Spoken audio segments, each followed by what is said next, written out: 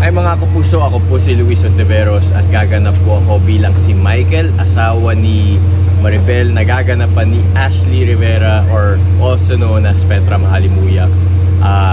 Dito sa episode ng Pinoy Crime Stories, ito yung storya na nagsimula ng isang magkasintahan na maganda ang relasyon, puno ng pagmamahal hanggang sa kinalaunan nagsimula yung pagiging siloso ko o ni Michael hanggang sa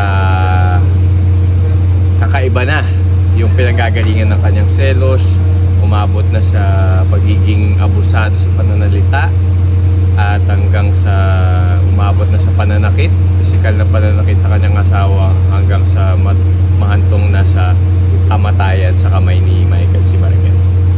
Ayan mga kapuso, panoorin nyo po Pinoy Crime Stories ngayong Sabado na 4:45 PM. Maraming salamat. Action!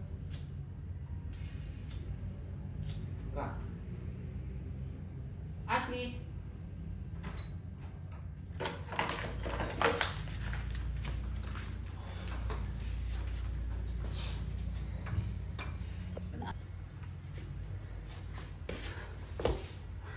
Cut. Okay, good na tayo.